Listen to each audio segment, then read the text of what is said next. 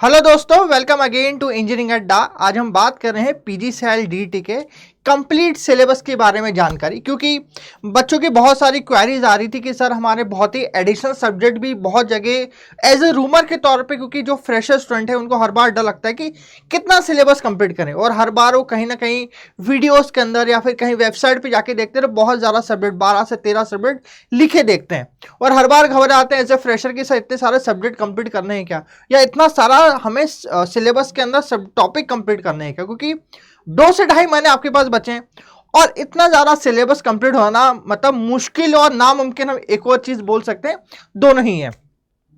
अब इसमें क्या चीज़ हो जाती है कि एज ए एक्सपीरियंस जो पुराने लोग 2 या 3 साल से तैयारी कर रहे हैं उन्हें मालूम है कि क्या मोटा मोटे तौर पे आता है, तो उनके लिए तो क्लियर कट चीज़ें हैं। मगर जो एज ए फ्रेशर जो पहली बार एग्जाम दे रहे हैं उनके लिए थोड़ी बात ये चीज़ है कि सर इसकी प्रिपरेशन करना कैसे स्टार्ट करें, कौन से टॉपिक के लिए। बस आज इसी के बारे में पूरी कंप्लीट डिटेल आपको समझाने वाला हूँ। कौन से टॉपिक को पकड़ना है, कौन से टॉपिक को छोड़ना है, कौन से सब्जेक्ट स्पेशली आएंगे, कौन से सब्जेक्ट को ध्यान नहीं देना है। ठीक है, ये बात आज इसी हम वीडियो में स्टार्ट करेंगे, तो अंत तक देखना ताकि आपकी जो प्रिपरेशन ढंग की हो सके। क्योंकि क्या है ना, एज ए डिप्लोमा होल्डर की बात करें तो हमारे 6 सेमेस्टर्स के अंदर कुछ सब्जेक्ट ऐसे होते हैं जो हमें हर एग्जाम में नहीं पूछे आते हैं, जो आते हैं हमें उसी पे ध्यान देना, और स्पेशली इस तरह की डिप्लोमा ट्रेनिंग एग्जाम के अंदर। तो स्टार्ट करें इसी चीज को। तो हमारे जो ये पीजीसीएल की जो डिप्लोमा ट्रेनिंग की जो पोस्ट थी उसके अंदर हम लोगों ने बात की थी इसके प्रीवियस वीडियो के अंदर कि सर जो कट ऑफ जाता है, इसके प्रीवियस के अंदर बात करें 75 to 80% के आसपास कट ऑफ जाता है। 75 to 80% के कट ऑफ की बात करें, क्योंकि जैसे मैंने आपको बताया कि जो टोटल जो एग्जाम का पैटर्न है इसका पीजीसीएल का, वो टोटल 170 क्वेश्चन का है, जहां पर कि 1 मार्क्स हर क्वेश्चन का होता है, तो 170 मार्क्स का पेपर हो गया, जब 1/4 की नेगेटिव मार्किंग है आपकी। अब ये जो 1/4 की नेगेटिव मार्किंग है दोस्तों आप लोगों की, इसके ना इंपॉर्टेंट बात है कि जब भी आपका कट ऑफ होगा तो मार्क्स के आधार के ऊपर नहीं, परसेंटेज के आधार पे होता है, ये सभी को मालूम है। तो परसेंटेज 75 to 80 हम लोगों ने एज्यूम करके चल लिया ये हमारा कट ऑफ रहेगा इस साल का। इट मीन जो आपको मार्क्स लाने हैं 125 से 132 मार्क्स लाने हैं आपको 170 में से। सबसे इंपॉर्टेंट बात तो ये हो जाती है। अब ये भी आप लोगों को एडवर्टाइजमेंट से मालूम है कि 2 पार्ट में आपका ये पार्ट डिवाइडेड है।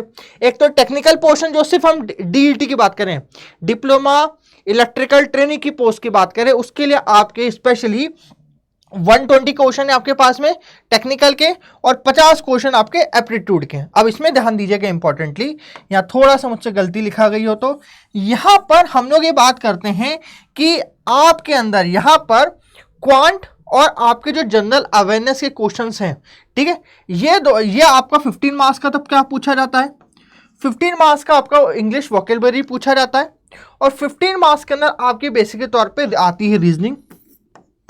ठीक है, ये 50 मार्क्स को हम जब डिवाइड कर रहे हैं तो 50 मार्क्स को डिवाइड कर 15 मार्क्स का रीजनिंग, 15 मार्क्स का आपका रीजनिंग आ जाता है, 10 मार्क्स का एप्टीट्यूड आता है, और 10 मार्क्स का आपका जनरल अवेयरनेस है। 10 क्वेश्चन आपके जनरल अवेयरनेस से क्वेश्चन आएंगे यहाँ पर आपके।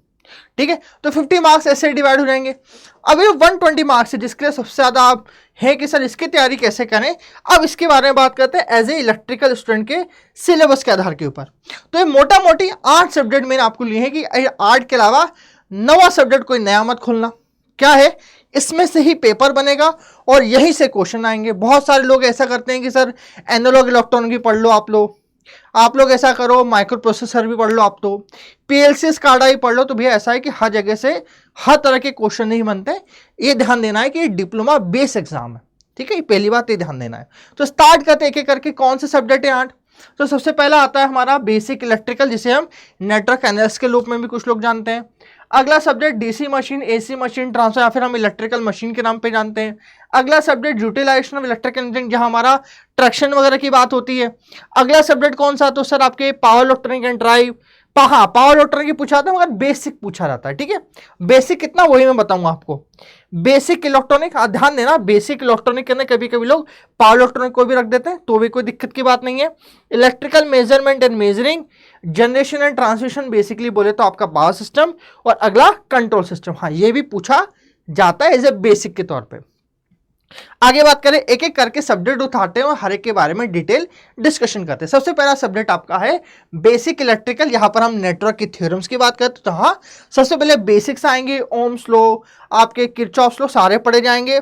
डीसी सर्किट के एनालिसिस, बहुत छोटे क्वेश्चन जो यहाँ पर कि आपके कहा केवीएल कैसे लगाने के क्वेश्चन, जहाँ 10 सेकंड में देख के आपको आंसर आ जाए, उस तरह के क्वेश्चन होंगे यहाँ पर। फिर आपका डीसी की थ्योरम्स होगी, जहाँ थेवेनिन थ्योरम, नॉर्टन थ्योरम की। ध्यान दो, यहाँ पर कभी भी थेवेनिन और नॉर्टन थ्योरम आपको अप्लाई करने को नहीं कहा जाएगा, आपको सिर्फ उसके बारे में थ्योरम की आपके जो स्टेटमेंट है उससे क्वेश्चन पूछे जाएंगे। अगला एसी सर्किट का एनालिसिस, सेम चीज यहाँ पर आपके एसी सर्किट एनालिसिस में सिंगल फेज, थ्री फेज दोनों के अंदर या तो एडवांटेज डिसएडवांटेज पे क्वेश्चन आएंगे या एवरेज या आरएमएस वैल्यू के बेस पे क्वेश्चन आएंगे, जो आपके सिंगल देख के आपको आंसर आना चाहिए ऐसे क्वेश्चन पूछेंगे, या डिटेल आपको न्यूमेरिकल क्वेश्चन नहीं पूछे जाते इससे। अगली बात करें, टू पोर्ट नेटवर्क की वन ऑफ द टॉपिक होता है जहां से आपके क्वेश्चन बनते हैं डायरेक्ट क्वेश्चन, जैसे कि जेड वाई अलग अलग क्वेश्चन होते हैं, वहां पर हम पूछे जाएंगे। ठीक है, ये टॉपिक हमें तैयार करने, और कहाँ तैयार करेंगे तो हम यहीं पर ही हम इंजीनियरिंग अड्डा के ऊपर आपकी वीडियोस लेके आएंगे, जहां हम इनकी तैयारी हम इस हफ्ते से स्टार्ट करने वाले हैं। ठीक है, डोंट वरी अबाउट दैट। अगली बात करेंगे इलेक्ट्रिकल मशीन, जहां पर कि हम बात करेंगे सबसे इंपॉर्टेंट टॉपिक जो होने वाला है वो क्या है, आपका डीसी मशीन होने वाला है। इस टॉपिक को थोड़ा आप लोग सभी ध्यान देना, इस चीज टॉपिक को आप लोग, जहां पर कि आपके पास में डीसी मशीन के ऊपर क्वेश्चन जनरेटर से पूछे आते हैं, आपका starter 3 pointer 4 pointer starter, armature से भर पल्ले क्वेश्चन पूछे जाते हैं जब भी डीडीटी की एग्जाम होती है। तो इसके अलावा ट्रांसफार्मर सिंगल फेज पे ज्यादा ध्यान देंगे, 3 फेज पे कुछ कम ध्यान देंगे। ठीक है, और 3 फेज पे ध्यान भी देंगे तो एप्लीकेशन की स्टार स्टार कहाँ लगता है, डेल्टा स्टार कहाँ लगता है, बस वो बातचीत करेंगे। अगली चीज सिंक्रोनस मशीन के बारे में बात करेंगे। सिंक्रोनस मशीन में भी ज्यादा डिटेल में नहीं जाते हैं, सिर्फ एप्लीकेशन पर्सपेक्टिव की सिर्फ बात करते हैं। इंडक्शन मशीन की हम लोग बात करें, सिंपल इंडक्शन मशीन में भी एप्लीकेशन पर्सपेक्टिव और टिपिकली जहां स्टेटमेंट टाइप टॉपिक्स है वहां पर हम बात करेंगे। अगला सिंगल फेज और special machine type stepper motor हो गई हमारे पास में, सिंगल फेज की आपकी रेजिस्टेंस टाइप मोटर्स हो गए, उनके बारे में हम बात करेंगे यहां पर हम लोग। ठीक है, तो सबसे ज्यादा ध्यान रखना, इसका क्वेश्चंस कितने आते हैं, 20 से 25 क्वेश्चन यहां से पूछे जाते हैं, और बेसिक इलेक्ट्रिक आगे बताया ना, वहां से भी उतने ही क्वेश्चन पूछे जाते हैं। आगे की बात करें स्टूडेंट कि अगला आपका सब्जेक्ट आता है इलेक्ट्रिकल मेजरमेंट। सबसे सिंपल, आपको लगता है कि सर ये कर लिया खत्म, 2 दिन की बात है, अभी खत्म करते हैं सब्जेक्ट को, सबसे आसान सब्जेक्ट दिखाई देता है। तो यही सब्जेक्ट है बेसिक डेफिनेशन, एरर के एनालिसिस, कैसे कि कौन सा बेसिक आपका टाइप का ह्यूमन एरर है, इसे बहुत छोटे टॉपिक की आपके क्वेश्चन पीएमसी एमआई से क्वेश्चन, सबसे ज्यादा जनरल जो आपका सबसे इंपॉर्टेंट टॉपिक होने वाला है वो यही है आपका, कौन सा, पीएमसी ईएमआई इलेक्ट्रॉनिक, सबसे इंपॉर्टेंट टॉपिक इस पर्टिकुलर आपके सब्जेक्ट्स होने वाला है। अगला हॉट वायर और थर्मोकपल से क्वेश्चन पूछे जाते हैं। आप एक क्वेश्चन पूछा जाता है सबसे ज्यादा आफ्टर दिस पर्टिकुलर टॉपिक आपके वॉट मीटर और अमीटर से, और यहां से न्यूमेरिकल भी पूछे जाते हैं, क्योंकि सिंपल वन लाइनर होते हैं तो सबसे न्यूमेरिकल यहां से पूछे जा सकते हैं। सीआरओ पे थोड़े से क्वेश्चन आपके लॉजिकल पूछे जाते हैं, तो इसको भी टॉपिक को कवर कर लेना। फ्रीक्वेंसी मीटर पीएफ मीटर बोलूंगा, ज्यादा आते नहीं है मगर फिर भी इसको ऐसा पढ़ लेना कि क्वेश्चन आए तो कर लो आप यहां से। अगला आपका इलेक्ट्रिकल पावर सिस्टम से बात करें, जहां पर कि हम लोग जनरेशंस की हम जब बात करते हैं तो जनरेशन में सब चीज की बात करते हैं, लोड वेरिएबल लोड्स की बात करते हैं, टाइप ऑफ जनरेशन सिस्टम की बात करें, कहाँ कहाँ से हमें जनरेशन हो सकता है। हम ये भी बात करते हैं कि आपका जनरेशन की टाइप ऑफ लोड्स की बात करते हैं, सब चीज़ यहाँ पर हो जाएगी जनरेशन के अंदर। बहुत सारे पॉइंट आते हैं। पावर फैक्टर इंप्रूवमेंट की बात करती है, ध्यान रखना इसके हमारे टॉपिक आते हैं पावर फैक्टर इंप्रूवमेंट से, न्यूमेरिकल नहीं आते हैं। किलैडिज्म पूछा जाएगा कि सिंक्रोनस कंडेंसर किस टाइप का कहाँ काम आता है, तो पावर फैक्टर इंप्रूवमेंट, ऐसे छोटे टॉपिक पूछे जाएंगे यहाँ से। सप्लाई सिस्टम, इलेक्ट्रिक और मैकेनिकल डिजाइन, ट्रांसमिशन लाइन पे तो बोलोगे सर ये क्या मतलब, आपने पढ़ रखा है कि इंडक्टेंस कैपेसिटेंस का असर क्या होता है आपके सर्किट में, वो पूछे जाएगा। शॉर्ट एंड लॉन्ग और मीडियम ट्रांसमिशन लाइन, वो इसका कंसेप्ट है, वही यही चीज़ है। बात हम बोलते लिखते कुछ और है, समझ में कुछ और आना चाहिए। परफॉर्मेंस ऑफ ट्रांसमिशन लाइन, इसका मतलब क्या, आपने पढ़ रखा है स्किन इफेक्ट पढ़ रखा आप लोगों ने, ठीक है, वो सब चीज इसमें आएगी। स्किन इफेक्ट आपका इसमें आएगा, फेरेंटी इफेक्ट इसके अंदर आएगा, वो यहाँ पर आएगा परफॉर्मेंस ऑफ ट्रांसमिशन लाइन में। अगर ग्राउंड एंड केबल से रखना है, ग्राउंड एंड केबल से सबसे ज्यादा क्वेश्चन हमारे पूछे जाते हैं हमारे, जहां पर कि सबसे इंपॉर्टेंट टॉपिक होने वाला है आपके पावर सिस्टम के अंदर। तो इस टॉपिक को ज़्यादा ढंग से पढ़ना है, सीधे क्वेश्चन यहाँ से पूछे आते केबल से। HVDC इसके बाद हम बोल सकते हैं उससे कम क्वेश्चन पूछे आते हैं। डिस्ट्रीब्यूशन से एक आध क्वेश्चन कभी कभार पूछा जाएगा। वोल्टेज कंट्रोल उनकी इच्छा हुई, टॉपिक पढ़ना जरूरी है मगर हो सकता है एक आध क्वेश्चन यहाँ से पूछा जाए। ये भी यहाँ से टॉपिक से 20 से 25 आपके मार्क्स के क्वेश्चन पूछे जाएंगे। फॉल्ट एनालिसिस मुझे लगता है ज्यादा क्वेश्चन है, सबसे ज्यादा क्वेश्चन पूछे आते हैं आपके सर्किट ब्रेकर और फ्यूजेस से क्वेश्चन पूछे आते हैं और प्रोटेक्शन से क्वेश्चन पूछाते हैं। ये आपके 2 टॉपिक इंपॉर्टेंट होने वाले जिसको आप ज्यादा ध्यान देंगे पावर सिस्टम में। अगली चीज यूटिलाइजेशन ऑफ इलेक्ट्रिकल इंजीनियरिंग, सबसे बेसिक और बोल सकते हैं थ्योरी। सर कहीं भी दिमाग में लगाना है, रटते जाओ, 2 से 3 दिन में खत्म कर देते हैं टॉपिक को। मगर इस सब्जेक्ट को पढ़ना कैसे है, क्योंकि हर बार हम पढ़ तो लेते हैं, इंप्लीमेंटेशन जरूरी है। तो इंप्लीमेंटेशन के आप क्या करेंगे, यहां पर MCQs लगाएं। सबसे जरूरी बात इस एग्जाम के लिए, जितने ज्यादा क्वेश्चन लगाओगे उतना ज्यादा आपको रटा हुआ ज्ञान जो है वो आपको दिमाग में बचा रहेगा। तो हम इसके लिए हम एक तरह की सीरीज स्टार्ट करेंगे जहां पर कि हम आपके हर सब्जेक्ट के ऊपर 30 क्वेश्चन 50 क्वेश्चन पर डे लाएंगे हर टॉपिक के ऊपर और रट देंगे सारे के सारे टॉपिक को, ताकि हर बार हम भूले नहीं। ठीक है, हर दिन आपको एक दिन पहले टॉपिक बता दूंगा, इसे टॉपिक पढ़ के आ जाओ। टॉपिक पढ़ के आने के बाद सारे क्वेश्चन को अपने आप ही बैठ के लाइव सेशन में कंप्लीट कर लेना। अगली चीज illumination, electrical welding, drive, plastering, traction, heating में कोई से टॉपिक का नहीं बोलता हूं कम या बड़ा है, सारे एक जैसे कहीं से भी कोई से टॉपिक पूछा जा सकता है। अगला कंट्रोल सिस्टम। अब यही आपको लगता है कि सर ये क्या करें, ये तो हमारा मेन सब्जेक्ट तो है नहीं, ये DET के ऐसे फंडामेंटल सब्जेक्ट्स में से नहीं आता, मगर फिर भी कंट्रोल सिस्टम एक्सपेक्ट किया जाता है कि फंडामेंटल लेवल पे मालूम हो। इट मीन्स टाइम स्टेबिलिटी के कुछ कंसेप्ट आपको मालूम हो, आप लोगों को स्टेबिलिटी मालूम हो कि कैसे क्या होती है, आपको मालूम है ईगन और एगन वेक्टर क्या हो, कंपनसेटर। बोल रहा हूं मैं इसको कंप्लीट कराऊंगा जहां बेसिक्स कंट्रोल सिस्टम के पूछे जाए, ओपन लूप क्लोज लूप वो मैं आपको अपनी तरफ से कंप्लीट करा दूंगा, ये मेरा वादा। अगला टॉपिक की बात करें, बेसिक इलेक्ट्रॉनिक। अब ध्यान दो बच्चों, कभी कभी कंफ्यूजन होता है कि सर पावर इलेक्ट्रॉनिक के टॉपिक और बेसिक इलेक्ट्रॉनिक के टॉपिक सेम होते हैं क्या, एक कोई पढ़ लूं चल जाएगा। हाँ ये बात सही है कि हमें दिखते हैं सेम है मगर अलग नहीं, उसकी पावर रेटिंग हायर होती है, उसके अलग टॉपिक होते हैं, उसको अलग बात करेंगे। मगर हम सिर्फ बेसिक इलेक्ट्रॉनिक की बात करें, सेमीकंडक्टर्स की बात होती है फिजिकल लेवल के ऊपर, डायोड रेक्टिफायर मतलब क्लिपर क्लैंपर्स की बात होती है, ये टॉपिक सबसे इंपॉर्टेंट यहाँ से पूछा जाता है, ये ध्यान देना।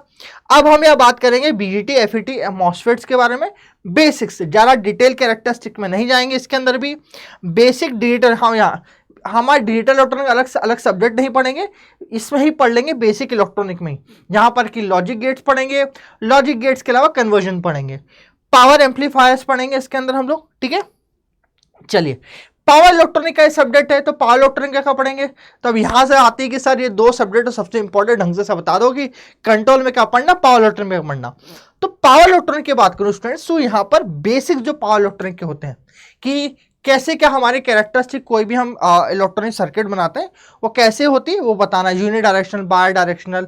ठीक है, ये जो छोटे छोटे टर्म्स है उसके बारे में ध्यान देना है। इसके अलावा इंपॉर्टेंटली ये 3 जो मैंने डिवाइस 4 डिवाइस लिख रखे हैं, power diode, BJT FET MOSFET, इस पे सिंगल लाइन के क्वेश्चन, जहां उनकी रेटिंग के बारे में जानकारी, जहां उनकी एप्लीकेशन के बारे में जानकारी, कहाँ कौन सा एप्लीकेशन अप्लाई होगा, आपका डायोड अप्लाई होगा उसके बारे में जानकारी, सिर्फ इतना ही हम पढ़ेंगे कहां पर, पावर इलेक्ट्रॉनिक इस टॉपिक के अंदर।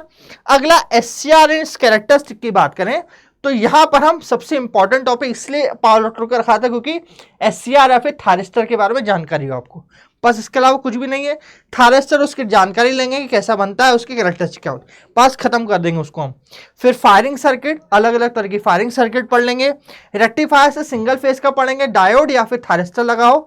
RLC देख लेंगे हमारे हिसाब से, chopper, basic DC DC converter और फिर इन्वर्टर 120 और 180 मोड के ऊपर बेसिक समझेंगे, इसका बेसिक कैसे होता है। ठीक है, और ज्यादा डिटेल में नहीं जाएंगे। ठीक है, चलिए thank you all of you. यही तक हमारा था जहां मैंने आपको हर टॉपिक हर सब्जेक्ट के बारे में एक एक डिटेल बताया कि ये जो 8 सब्जेक्ट है यही हमें कंप्लीट करना है। 8वीं के अलावा 9वां करना हो तो आपकी श्रद्धा भक्ति, जैसे कि कभी कभी बेसिक्स ऑफ PLC SCADA पूछा जाता है उसके अंदर, तो आपके पढ़ने की इच्छा हो तो सब्जेक्ट पढ़ लो या फिर 1 लाइन या 2 लाइन में जो PLC SCADA की डेफिनेशंस होती है वो कंप्लीट कर लो। ठीक है, सब श्रद्धा भक्ति के ऊपर है। कुछ लोग माइक्रो प्रोसेसर को भी इंक्लूड कर लेते हैं, मगर मेरा मानना है कि जब DET बेस्ड एग्जाम होती है तो इस तरह के सब्जेक्ट को इन्वॉल्व करना कोई भी समझदारी भरा बात नहीं है, तो ना इन्वॉल्व करें।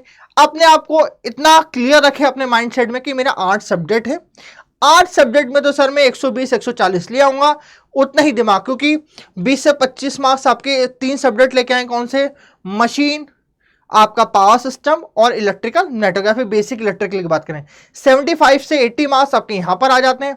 बाकी 3 सब्जेक्ट आपके 10-10 मार्क्स के हो जाएंगे, मेजरमेंट हो जाएगा, कंट्रोल हो जाएगा, पावर इलेक्ट्रॉनिक हो जाएगा। यहां आपके मार्क्स कंप्लीट हो जाते हैं, जहां आप कट ऑफ से अच्छे खासे मार्क्स ऊपर लेके आ जाएंगे। तो दिक्कत मत लेना, इन्हीं 8 सब्जेक्ट पर स्टिक रहना, 9वां सब्जेक्ट पढ़ने की कोई जरूरत नहीं है मेरे हिसाब से बात करूं।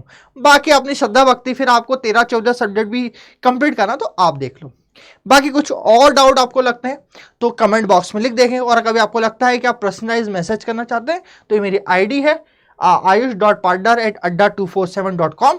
यहाँ पर आप अपने मैसेजेस मुझे भेज सकते हैं, कमेंट भेज सकते हैं। कुछ आपको लगता है कि मैं कमेंट बॉक्स में नहीं लिखना चाहता हूँ, कुछ और आपको सीरियस पर्सनल प्रॉब्लम्स हैं रिगार्डिंग सिलेबस और कुछ प्रॉब्लम्स है, तो thank you so much for this video, यहाँ तक बने रहने के लिए। ओके।